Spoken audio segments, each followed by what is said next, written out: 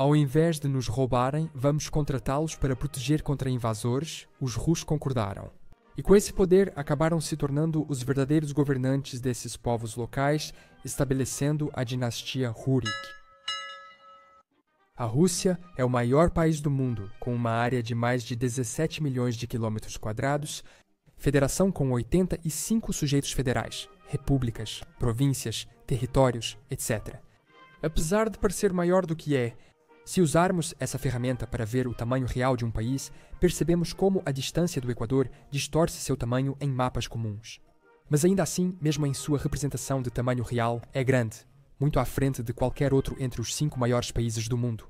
E, na verdade, quase o dobro do tamanho de cada um dos 3 que vem em seguida: Canadá, Estados Unidos da América ou China. Muitas vezes eu via um mapa e pensava, como a Rússia ficou tão grande? Neste vídeo vamos descobrir. Há 2 perguntas que precisamos responder.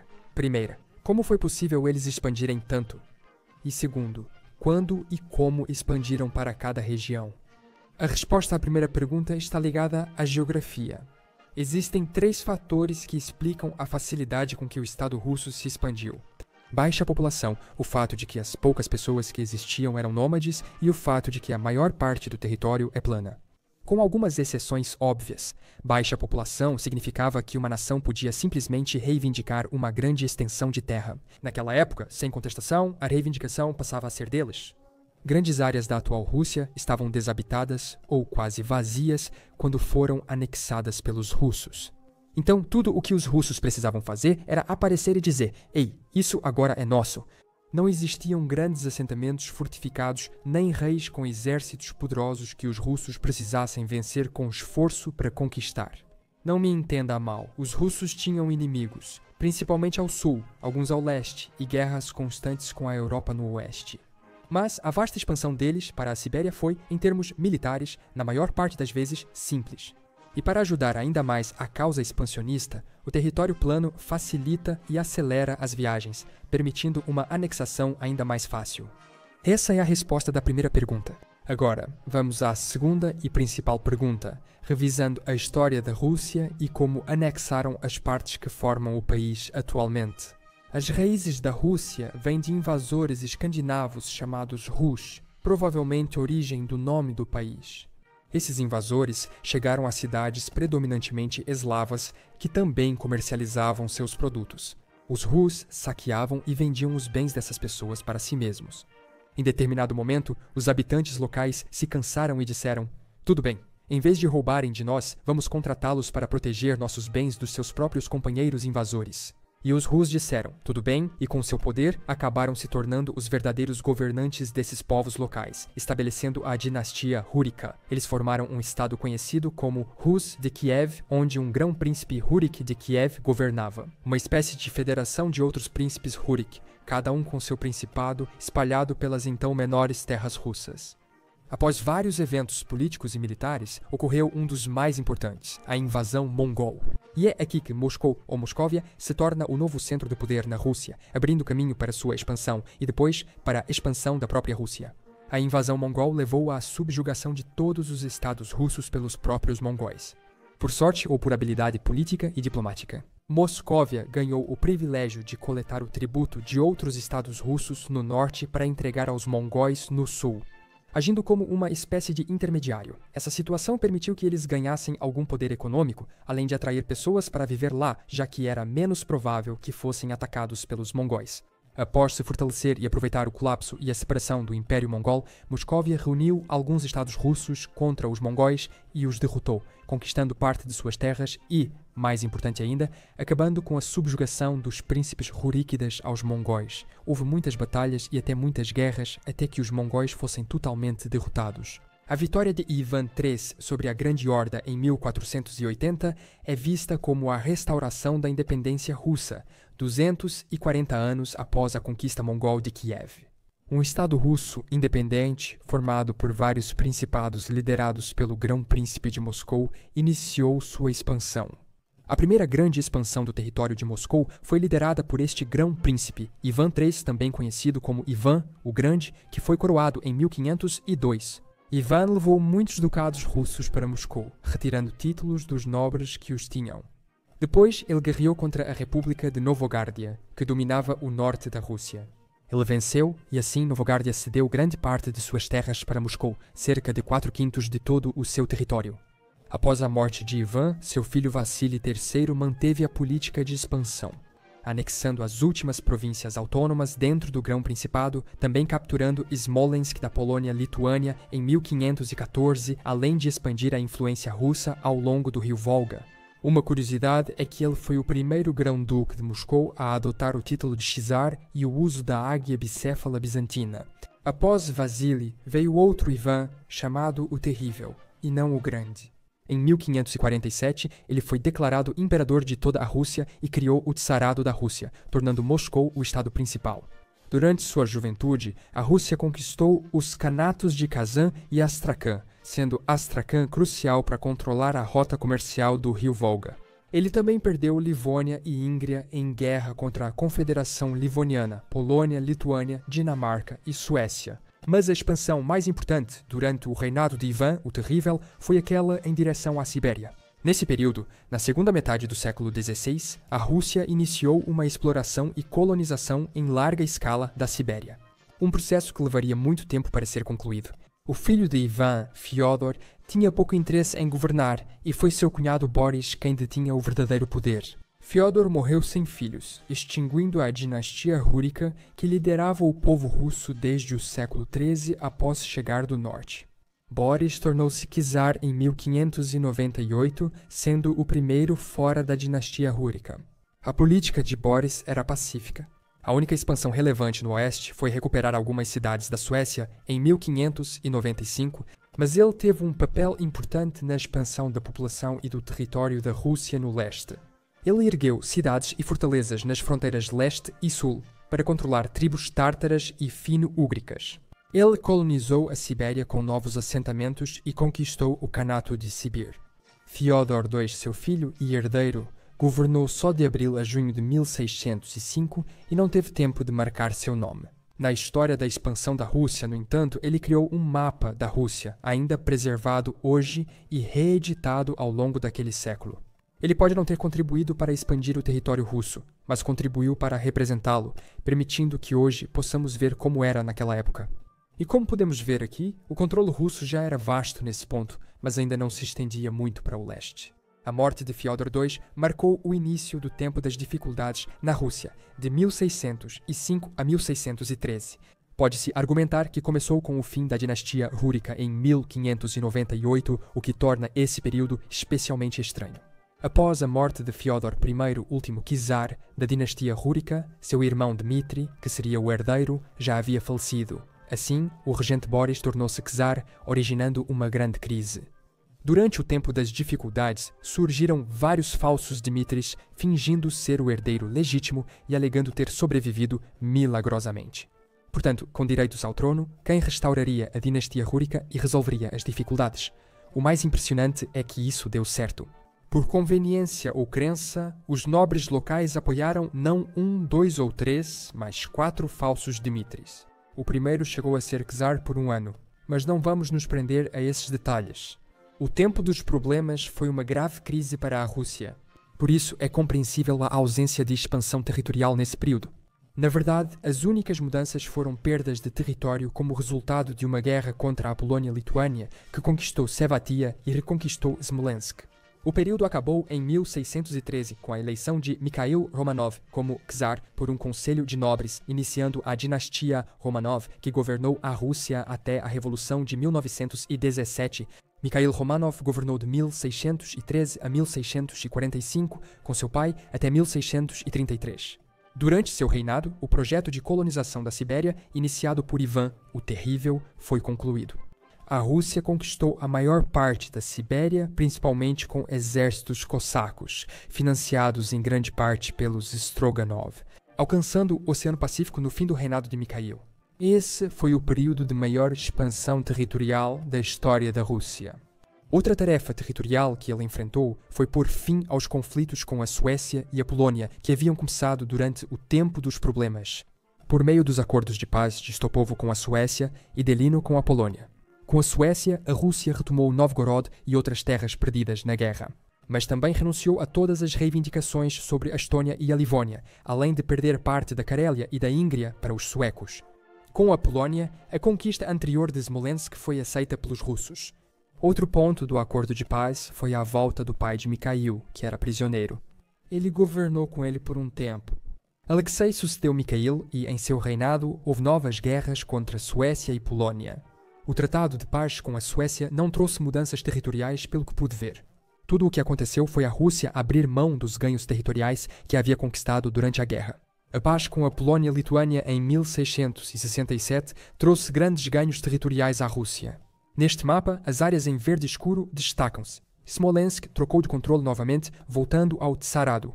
Regiões da Ucrânia, incluindo Kiev, também foram tomadas.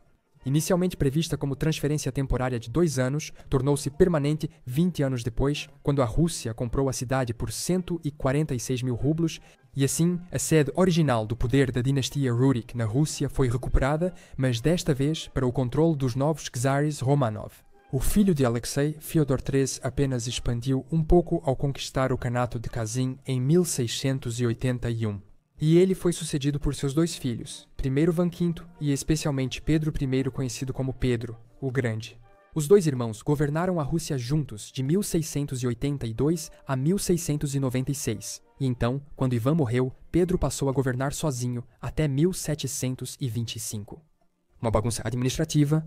Eles eram co-czars, Ivan era o czar sênior, mas nos 7 primeiros anos a irmã governou como regente.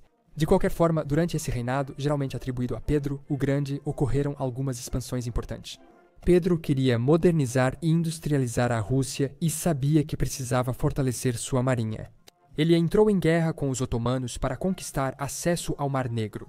Em 1698, ele tomou Azov dos otomanos, garantindo acesso ao mar e ampliando a influência russa. No entanto, ele perdeu esses territórios anos depois. Após se estabelecer no Mar Negro, ao sul, cria uma posição no Mar Báltico, então controlado pela Suécia. Desta vez, ele teve ajuda da Dinamarca e da Polónia-Lituânia. É estranho como essas nações estavam constantemente em guerra umas com as outras e mudando de lados e aliados o tempo todo.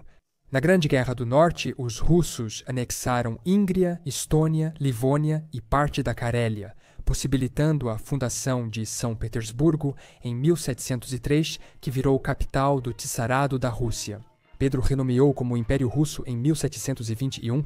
Nos últimos anos, Pedro, o Grande, adotou o título de Imperador de todas as Rússias, reforçando o caráter multinacional do Império. No reinado de Pedro, iniciou-se a expansão para a Ásia Central, mas com pouco sucesso no começo. Em 1717, uma expedição militar tentou conquistar o Kanato de Khiva, mas foi completamente derrotada e destruída. Conseguiram expandir para o sul, mas só temporariamente. O Império Safávida Persa ao sul estava em declínio. Por isso, Pedro iniciou em 1722 a Guerra Russo-Persa, marcando o começo da influência russa no Cáucaso e Mar Cáspio. Os Safávidas cederam territórios à Rússia, mas 12 anos depois foram devolvidos aos persas. Pedro foi sucedido por sua esposa, Catarina I, que não expandiu tanto o território russo. Ela foi, no entanto, a primeira mulher a governar a Rússia imperial, abrindo caminho para outras governantes no futuro, como Catarina a Grande.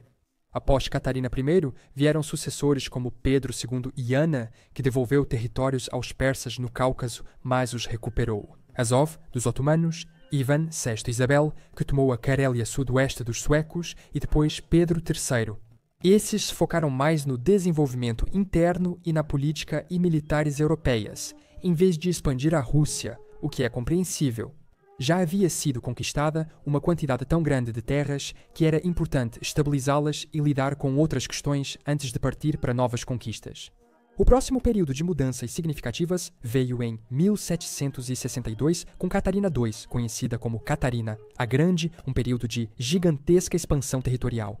Durante seu reinado, ela expandiu as fronteiras do Império Russo em cerca de 520 mil quilômetros quadrados, absorvendo o sul da Ucrânia, a Crimeia, o norte do Cáucaso, a margem direita da Ucrânia, Belarus, Lituânia e Caroline. Após guerras e vitórias sobre o Império Otomano, a Pérsia e a comunidade polaco-lituana, a Polônia-Lituânia colapsou durante seu reinado. E assim, todo o território da comunidade foi dividido entre a Rússia, a Áustria e a Prússia. Como vemos neste mapa, a Rússia fica com a parte leste e maior do território. No extremo oriente, os russos também se tornaram ativos na caça de peles em Kamchatka e nas ilhas Kurilas, permitindo a expansão para essas terras. A rivalidade com a China surgiu porque ambos os impérios queriam expandir-se na Ásia Central. O compromisso de Catarina, a Grande, com a expansão era tão forte que ela afirmou: "Não morrerei até conseguir." Expulsado os turcos da Europa, suprimido o orgulho da China e estabelecido comércio com a Índia. Ela não cumpriu certos objetivos, apesar de suas grandes conquistas. Paulo I, seu filho, discordou das políticas de Catarina e optou por uma abordagem diplomática e pacífica. A única expansão da Rússia em seu reinado foi quando a Pérsia cedeu parte da Geórgia em 1813 e o início precoce da colonização do Alasca. Antes de a Rússia vendê-lo para os Estados Unidos da América, Paulo concedeu o monopólio do comércio de peles a uma empresa local. Em troca, esperava que ela criasse novos assentamentos no Alasca e ampliasse o programa de colonização. Isso foi em 1799. A colonização foi interrompida após a compra do Alasca pelos Estados Unidos da América em 1867. Filho e herdeiro de Paulo, Alexandre. Mesmo assim, não evitou questões territoriais, pois Napoleão invadiu a Rússia e metade da Europa em seu reinado. Além de combater a invasão de Napoleão, vários outros territórios foram anexados durante o reinado de Alexandre entre 1801 e 1825. Geórgia Oriental, o Grão-Ducado da Finlândia, Geórgia Ocidental, Bessarábia, Moldávia, o Ducado de Arsal, Geórgia, Daguestão, Azerbaijão do Norte e Armênia do Norte. Nicolau I conquistou o restante do Azerbaijão e da Armênia em 1828. Essas e as conquistas anteriores foram resultado de novas guerras contra a Pérsia, a Finlândia e os otomanos. No reinado de Alexandre II, outras expansões territoriais foram alcançadas. A China cedeu terras ao norte do rio Amur e a leste do rio Ussuri, como consequência de sua derrota na Segunda Guerra do Ópio em 1860, e isso estabeleceu o controle russo sobre parte da Manchúria. A conquista do Cazaquistão, iniciada em 1730, terminou em 1863. Em 1866, conquistaram o Uzbequistão, consolidando esse reinado como época de grande expansão na Ásia Central. O norte do Turcomenistão também foi tomado, derrotando o Kanato de Khiva e vingando a derrota total. Eles já haviam sofrido, assim como o Quirguistão e oeste do Tajiquistão, com a anexação do Kanato de Kokand em 1876. No extremo oriente, Sakhalina foi obtida em acordo de fronteira com o Japão. E outra guerra contra os turcos em 1878 resultou na anexação dos oblasts de Kars e Batum. Alexandre III finalizou a conquista da Ásia Central ao derrotar os turcomenos em 1885 e tomar o sul do Turcomenistão, explorando o Planalto de Pamir, que era pouco povoado e equivalente ao atual leste do Tajiquistão. A última grande mudança territorial do Império Russo ocorreu com o czar Nicolau II, que perdeu o sul de Sakhalina para o Japão na Guerra Russo-Japonesa em 1905. Durante o seu reinado ocorreu a Revolução de 1917. A dinastia Romanov teve o mesmo destino que os Ruríquidas antes deles, embora por meios diferentes, e foi extinta. O Império Russo não existia mais. O fim do Império também causou várias perdas territoriais. Após a Revolução, Polônia e Finlândia ficaram independentes. Durante o conflito interno russo de 1917 a 1922, o controle direto da Rússia variou bastante, com vários territórios conquistando independência temporária até 1920 antes de serem retomados pelos soviéticos. O governo revolucionário recuperou a maior parte das antigas terras eurasiáticas do Império Russo. Em 1922, ela se uniu a Belarus, Transcaucásia e Ucrânia para formar a União Soviética. Após a Segunda Guerra Mundial, a União anexou outros territórios. A dissolução da União das Repúblicas Socialistas Soviéticas levou à criação de Estados pós-soviéticos independentes, com os russos declarando sua própria independência em dezembro de 1991 e mudando seu nome para Federação Russa, sendo reduzidos ao território que possuem hoje. No século XXI, alguns outros conflitos levaram a um aumento do controle territorial russo no Cáucaso e na Crimeia. Esse foi um breve resumo de como a Rússia se tornou tão grande. Percorrendo a história da Rússia, desde a chegada dos príncipes Rurik da Escandinávia até os dias atuais. Da Federação de Principados da Rússia de Kiev até as invasões mongóis, passando pelo ressurgimento da soberania russa via Grão-Ducado de Moscou, guerras com Suécia, Polônia, Lituânia e otomanos, a colonização da Sibéria, conquista da Ásia Central, dos Khanatos e a colônia temporária no Alasca. A perda de terras, com a Revolução de 1917, sua recuperação e expansão na União Soviética e nova perda após a dissolução da União das Repúblicas Socialistas Soviéticas até hoje. E o que eu acho que podemos entender é que a expansão territorial russa foi um processo lento de muitos séculos. Embora associemos conquistas finais a datas e governantes, muitas resultaram de longos processos de anexação e conquista. Após muitas tentativas e guerras, especialmente no Cáucaso, Ásia Central e Sibéria, ou os vários territórios que disputavam com Polônia, Suécia, Pérsia ou otomanos? Esqueci algum ponto importante sobre a expansão territorial da Rússia ou outra informação relevante? Avise nos comentários. Obrigado por assistir. Inscreva-se para ver os próximos vídeos e me apoie no Patreon, se você quiser acesso a conteúdo extra e um olhar dos bastidores. Te vejo na próxima para mais conhecimento geral.